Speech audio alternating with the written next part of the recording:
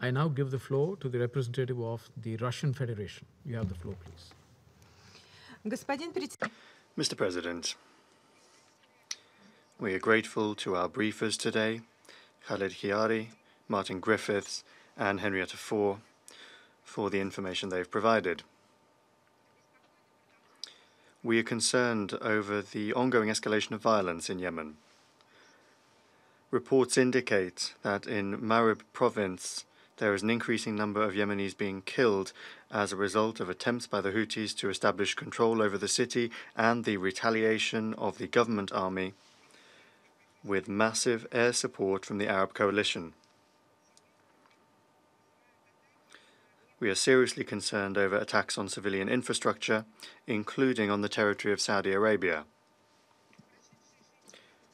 In the 6 years since this conflict began, it has become clear that alternatives to inter-Yemeni negotiations that ensure that the interests and concerns of all parties are taken into account simply do not exist. In this connection, we call upon all parties to the confrontation to immediately and in full refrain from military operations, to directly respect the provisions of international humanitarian law, and also to pursue political and diplomatic paths to resolving all disagreements.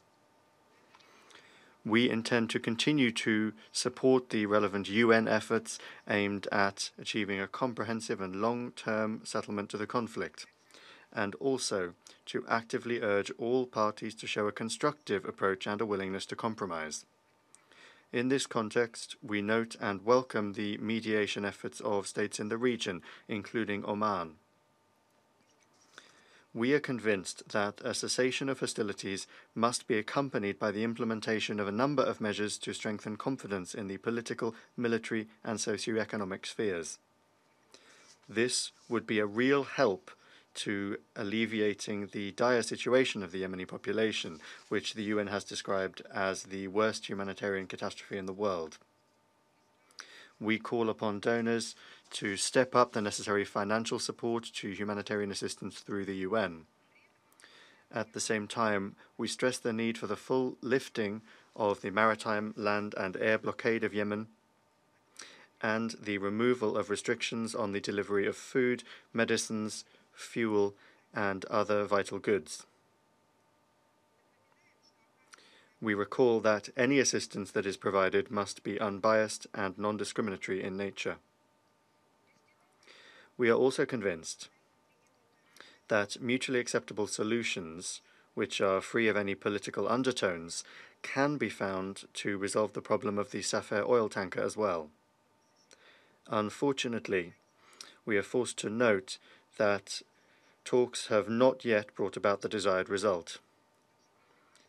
At the same time, however, it's important that different national ideas for resolving this matter have emerged, and that the Ansar Allah movement is demonstrating a willingness to engage in dialogue with the UN. One of the foundations of resolving the Safir oil tanker problem is confidence-building measures. In this connection, we hope for the assistance and efforts of the new Special Envoy to re-establish those confidence-building measures through contacts with relevant players both in Yemen and in the region. Mr. President, we hope that the new Special Envoy of the Secretary-General, Hans Grundberg, will manage to come up with fresh approaches to resume the comprehensive negotiating process under the UN's auspices.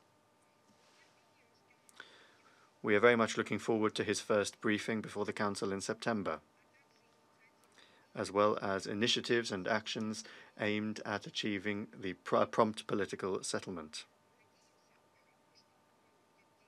We hope that he will act impartially and neutrally. For our part, we will continue to provide assistance to UN mediation in Yemen in the context of our regular contacts with all interested parties. We believe that the role of the Security Council is not to take sides, but to rather lend a helping hand to the Special Envoy, including by creating a constructive atmosphere in relations between those in the region. we once again call upon colleagues to engage in collective international cooperation to achieve a region-wide de-escalation. And we draw attention in this regard to the updated Russian concept for collective security in the Persian Gulf, which we recently circulated in the Security Council and the General Assembly. Thank you for your attention.